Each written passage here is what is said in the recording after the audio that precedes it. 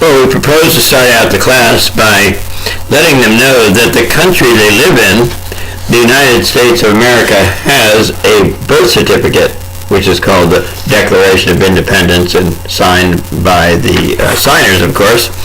And then to move on to the important fact, and very relevant to them, that each of them has a birth certificate. Here's a template birth certificate, and what we propose to do is pass the template blanks out and have them fill out as much information as they can on there and help them realize that that's recorded and that's used as a basis for all their future identification, whether it's Social Security, driver's license, passport, etc.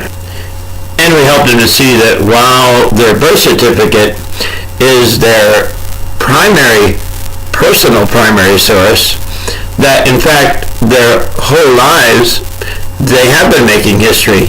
Not much of it has been recorded.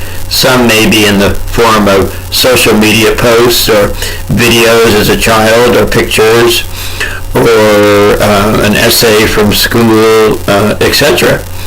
But through their words, their actions, and their decisions, they've been influencing not only their lives, but the lives of others. So, in fact, they have been and are history makers.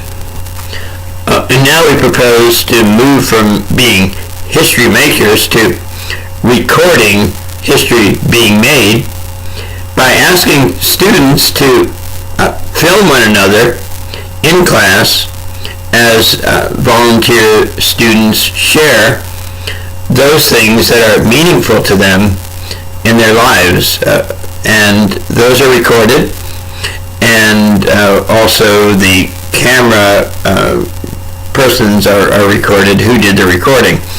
So now we've actually documented for posterity, or they've documented for posterity, history being made in the class.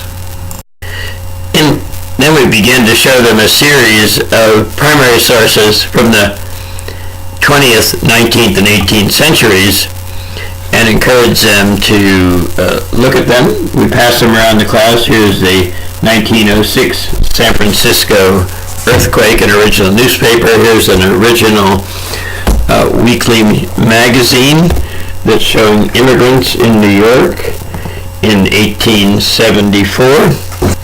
And pass around the American Gazetteer, 1797, descriptions of towns and cities in America.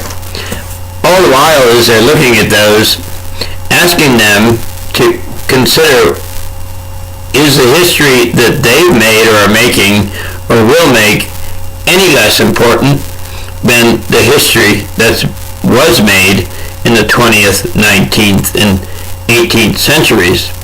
And of course, encourage them to answer, no, the history that they're making is just as important and potentially more important than history that's been made in the past.